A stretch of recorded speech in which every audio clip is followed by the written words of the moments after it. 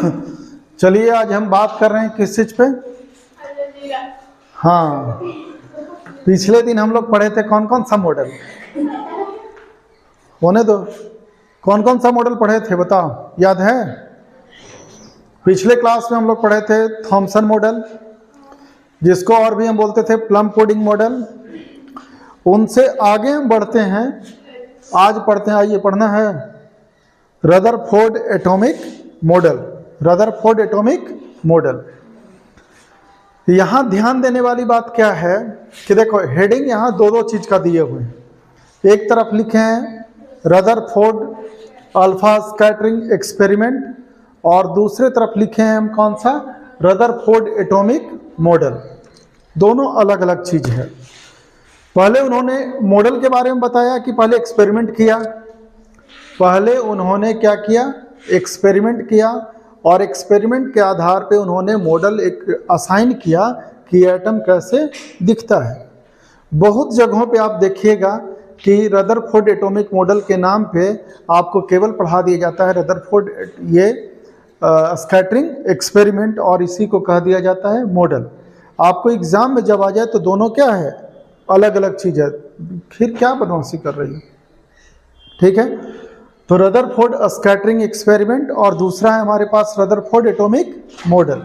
देखिए रदरफोर्ड में scattering experiment करने के लिए होता क्या है कि हम कुछ न कुछ इंस्ट्रूमेंट का अरेंजमेंट करते हैं। इन्होंने क्या किया कि एक इस तरीके से सर्कुलर स्क्रीन बनाया, स्क्रीन जिस पर कुछ देखा जा सकता है, ठीक है? फिर उन्होंने क्या लिया, एक गोल्ड का फॉइल लिया। ये गोल्ड का ये फॉइल है, ये पतला सा, इसको गोल्ड के फॉइल यानी पत्थर, फॉइल का मतलब इसे इतना इन्होंने पतला कर दिया, कितना पतला किया, 0.00004 यानी 4 के पहले भी हम क्या लगा देंगे, 4 जीरो सेंटीमीटर। इतना इसको इन्होंने क्या कर दिया, पतला कर दिया। मान लो कि ये हमारा है गोल्ड का फॉइल, ये पत्थर है, ठीक है? जब हम काफ़ी इसे पतला कर देंगे तो इसके जितने भी एटम्स हैं ऐसे गोल गोल गोल गोल टाइप का हो जाएगा, इमेजिन करो, ठीक है? क्योंकि जितने भी पार्टिकल्स हैं वो बना रहता है किस चीज़ से, एटम से। अब इसको इन्होंने इस तरीके से रखा, तो कहाँ बस समझाएंगे खत्म। तो इस तरीके से इन्होंने रखा, तो आपको कौन सा पोर्शन दिखेगा, ये पोर्शन दिखेगा ना, यही पोर्शन दिखेगा। तो ये पोर्शन आपको दिख रहा है, ठीक है? फिर इन्होंने क्या किया, देखो ध्यान से, बीच बीच में डिस्टर्ब हो रहे हैं। ये gold foil, thin gold foil का अरेंजमेंट समझ में आ गया। ये पूरा का पूरा क्या, स्क्रीन समझ में आ गया। ये स्क्रीन कैसा है, सर्कुलर है, फ्लोरेसेंट कहा गया। फ्लोरेसेंट जिसमें से कुछ ग्लो आए, चमकता हुआ है, उसे हम क्या बोलते हैं, उसको फ्लोरेसेंट बोलते हैं। और स्क्रीन बनाया जो कि ZnS का बना हुआ था, जिंक सल्फाइड का बना हुआ था, ठीक है? फिर अपने सेटअप में इन्होंने क्या किया कि एक रेडियम लिया। रेडियम गुड सोर्स होता है अल्फा पार्टिकल का। रेडियम एक तरीके का रेडियो एक्टिव मटेरियल है, आ जाओ। रेडियम एक तरीके का रेडियो एक्टिव मटेरियल है जिससे निकलता रहता है अल्फा पार्टिकल, बीटा पार्टिकल और गामा पार्टिकल। इन्होंने यूज किया किस चीज़ का, अल्फा पार्टिकल्स का, समझ गए?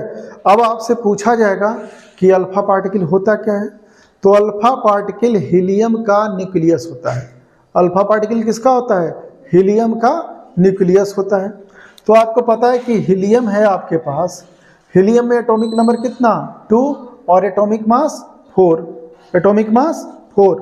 अब ऐसे समझो, हीलियम में इलेक्ट्रॉन की संख्या कितना होगा, 2, प्रोटॉन की संख्या 2। यदि 2 इलेक्ट्रॉन इसमें से है और दोनों इलेक्ट्रॉन को हम निकाल दें, दोनों इलेक्ट्रॉन को क्या कर दें, हीलियम का तो यही सिचुएशन है ना, बीच में न्यूक्लियस है और मान लो कि यहाँ 2-2 इलेक्ट्रॉन है, और ये दोनों इलेक्ट्रॉन को यदि हम निकाल देंगे तो बच जाएगा क्या, केवल न्यूक्लियस। तो ये अल्फा पार्टिकल्स है, और जब हम 2 इलेक्ट्रॉन को निकालेंगे तो इसके ऊपर कितना चार्ज आ जाएगा, +2 चार्ज। तो जब आपको अल्फा पार्टिकल्स को रिप्रेजेंट करना है तो आप क्या लिखिएगा कि हीलियम का ये न्यूक्लियस होता है। रिप्रेजेंट कैसे करिएगा, हीलियम है एटॉमिक नंबर 2, एटॉमिक मास 4, और इसमें से 2 इलेक्ट्रॉन को जब निकाल दिए तो इसके ऊपर कितना चार्ज आ गया, पॉजिटिव चार्ज। अब इससे क्या पता चला कि अल्फा पार्टिकल्स पे कैसा चार्ज होता है, पॉजिटिव चार्ज होता है। अल्फा पार्टिकल पे कैसा चार्ज होता है, पॉजिटिव चार्ज होता है, ठीक है। और एक्चुअली ये होता है क्या, सोर्स ऑफ अल्फा रेज, समझ गए ना। कौन सोर्स है, रेडियम सोर्स है, ठीक है। इतना पतला इसमें एक स्लीट बनाया यानी छेद कर दिया कि जिससे हम फोकस कर सकें कि अल्फा रेज एकदम सीधा का सीधा क्या करे, ट्रेवल करे। निकलेगा तो हर डायरेक्शन में निकल जाएगा ना, लेकिन बाकी सारे पोर्शन को इन्होंने कवर कर दिया, एक एटम पे इन्होंने फोकस किया। जैसे मान लो, ऐसे समझो कि ये तो फॉइल है पतला सा, ये पतला सा फॉइल है, ऐसे है, इन्होंने ऐसे फोकस किया कि केवल एक एटम पे अल्फा रेज पड़े, एक सिंगल एटम पे क्या पड़े, अल्फा रेज पड़े। तो ऐसे वाले जो फॉइल है इसको हम डायग्राम में क्या कर दिए हैं, ऐसे लगा दिए, ठीक है। तो इन्होंने क्या देखा, अब ये अल्फा रेज को जूम करके आप ऐसे समझिए, ठीक है। अब ये गोल्ड फॉइल का एक एटम है, इस पे इन्होंने देखा कि most of the alpha rays, बहुत सारा अल्फा रेज था ना जो आ रहा था और स्क्रीन पे ऐसे टकरा रहा था। अल्फा रेज आ रहा है और यहाँ टकराते जा रहा है, देखिए अल्फा रेज आते जा रहा है, ठीक है। अब ये पता कैसे चला कि कैसे टकरा रहा है, तो देखिए यहाँ इन सब जगहों पे ना ग्लो ज़्यादा हो रहा था। तो ग्लो ज़्यादा होगा स्क्रीन पे, तो इससे पता चलेगा कि एटम का मोस्ट ऑफ द पार्ट जो है वो क्या है, खाली है। तभी तो अल्फा रेज इससे क्या हो गया, डायरेक्ट इसको क्रॉस कर करके और स्क्रीन पे चला गया, समझ गए। हम यहाँ खड़ा हैं और कोई रेज आए और हमसे पार कर जाए, तब यहाँ स्क्रीन पे दिखेगा, और हम यहाँ से रिफ्लेक्ट कर दें तो स्क्रीन पीछे क्या दिखेगा, ब्लैक दिखेगा। सम ऑफ द अल्फा रेज जो आ रहा था, हाँ ठीक है, कुछ एंगल से क्या हो जा रहा था, डिफ्लेक्ट हो जा रहा था, और वेरी फ्यू 20,000 रेज आ रहा है, उसमें से केवल कितना रेज, सिंगल रेज अपने रास्ते से क्या हो जा रहा था, लौट जा रहा था। इससे क्या पता चला, ये सब है पॉजिटिव चार्ज, ये सब कैसा चार्ज है।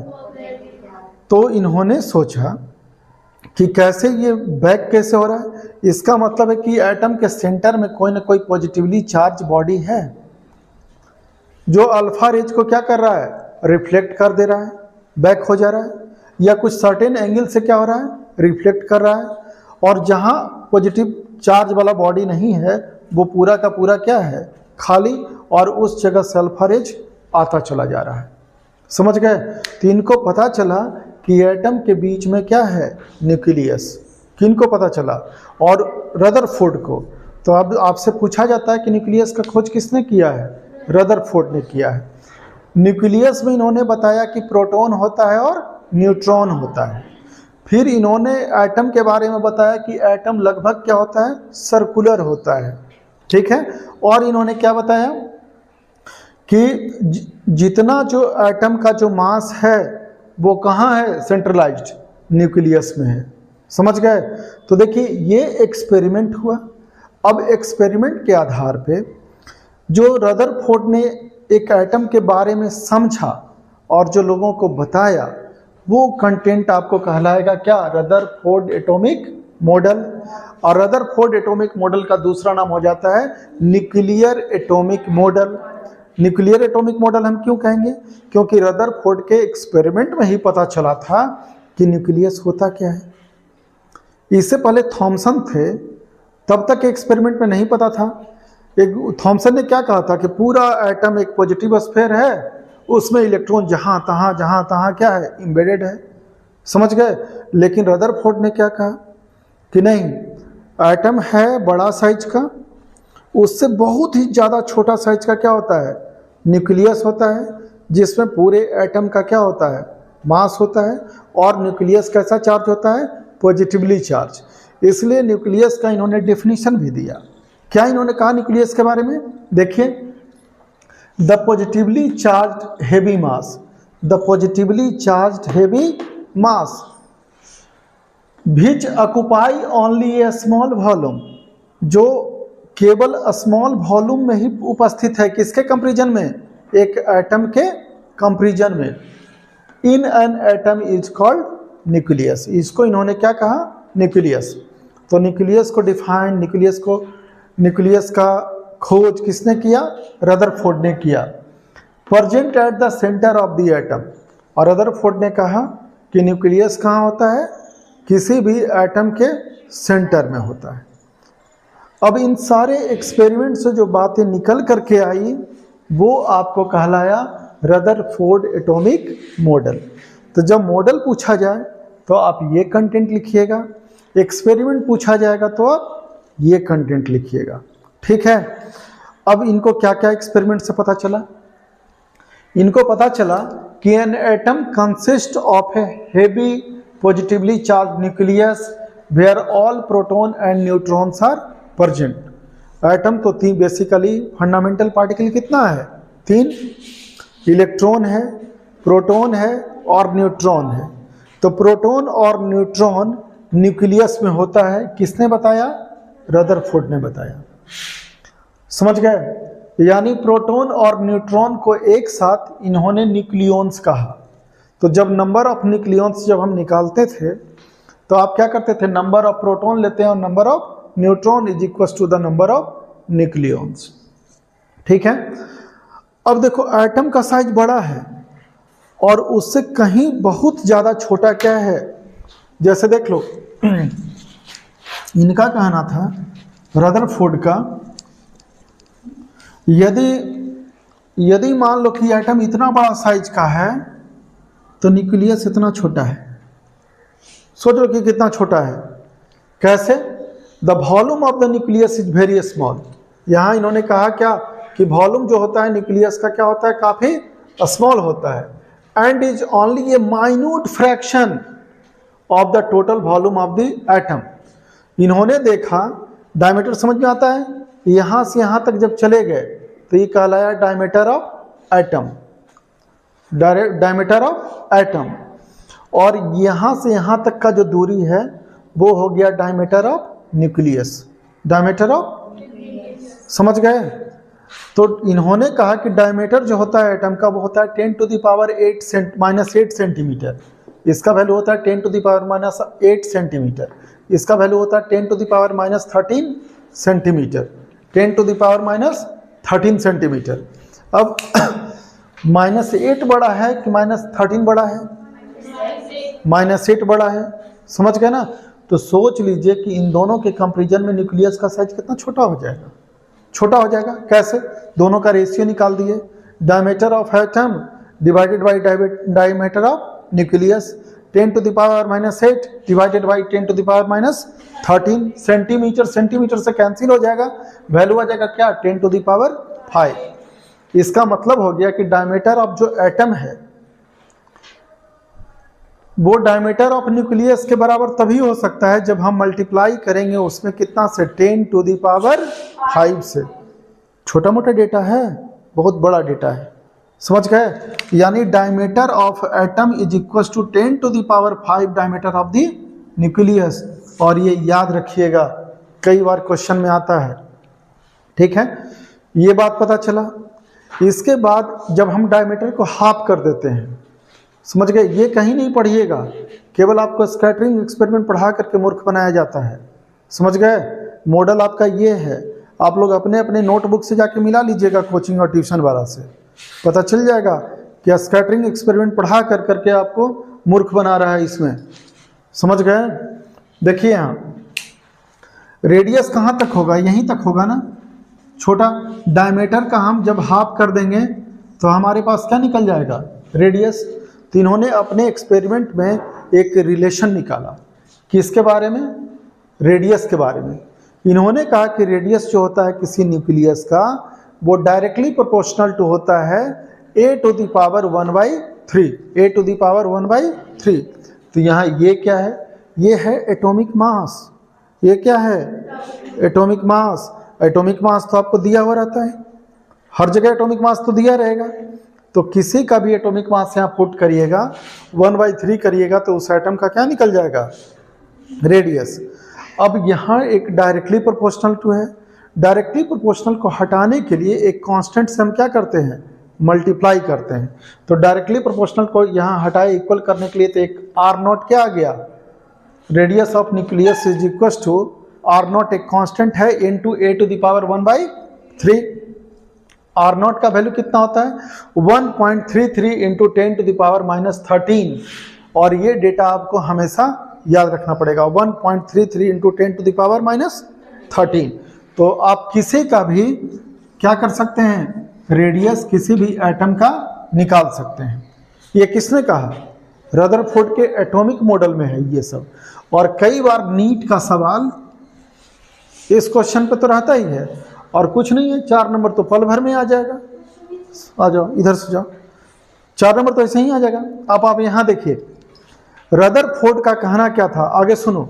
रदरफोर्ड का कहना था कि एक एटम में 2 पार्ट होता है, एक होता है न्यूक्लियस वाला पार्ट, और न्यूक्लियस के बाहर वाले को कहते हैं एक्स्ट्रा न्यूक्लियर पार्ट। एक न्यूक्लियर पार्ट और दूसरा हो गया कौन सा, एक्स्ट्रा न्यूक्लियर पार्ट।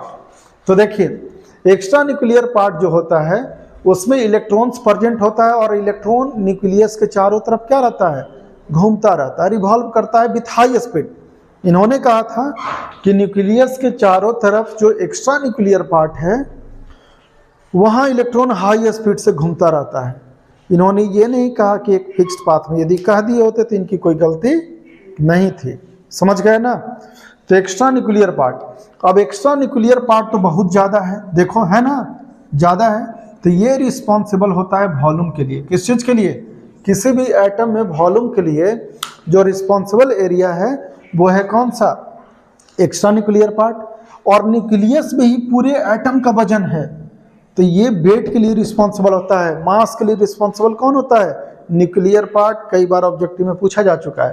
तो extra nuclear part electrons are present responsible for the volume of the atom, जबकि nuclear part responsible for the mass of the atom. Next और है एक क्वेश्चन देख लीजिए, वॉल्यूम जो होगा एटम का, ये तो स्फीयर है, ये एक तरीके का क्या है, और स्फीयर का वॉल्यूम क्या होता है 4/3 πr क्यूब, 4/3 πr क्यूब। तो जब वॉल्यूम ऑफ एटम और वॉल्यूम ऑफ न्यूक्लियस का रेशियो निकालेंगे तो 4/3 πr क्यूब ऊपर भी करेंगे, 4/3 πr क्यूब क्या करेंगे, तो ये तो कैंसिल हो जाएगा ना, रह जाएगा रेडियस का क्यूब, रेडियस का क्यूब, समझ गए। इस वजह से यहाँ क्या किए हैं, रेडियस ले लिए हैं एटम का 10⁻⁸ क्यूब कर दिए, रेडियस लिए न्यूक्लियस का और क्या कर दिए क्यूब, क्योंकि 4π कैंसिल हो गया। इसको जब सॉल्व किए तो वैल्यू कितना आ गया 10⁻15, यानी वॉल्यूम ऑफ एटम जो होता है वो इक्वल टू होता है 10⁻15 into volume of the nucleus. यानी ये पूरा वॉल्यूम एटम का और इसके कंपैरिजन जब हम करेंगे, इक्वल करेंगे, तो कितना से मल्टीप्लाई करना पड़ेगा 10⁻15, और 10⁻15 छोटा मोटा डेटा नहीं होता है।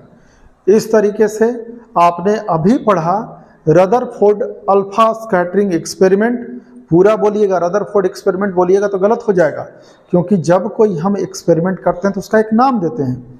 तो रदरफोर्ड ने अपने एक्सपेरिमेंट का एक नाम दिया था रदरफोर्ड अल्फा स्कैटरिंग एक्सपेरिमेंट, और उस एक्सपेरिमेंट पे उन्होंने एटम को किस तरीके से देखा तो वो कहलाया रदरफोर्ड एटॉमिक मॉडल, जिसका एक पार्टिकुलर नाम है न्यूक्लियर एटॉमिक मॉडल। इस तरीके से फिनिश हुआ। समझ गए दोनों में अंतर, ठीक है, नोट करिएगा इसको।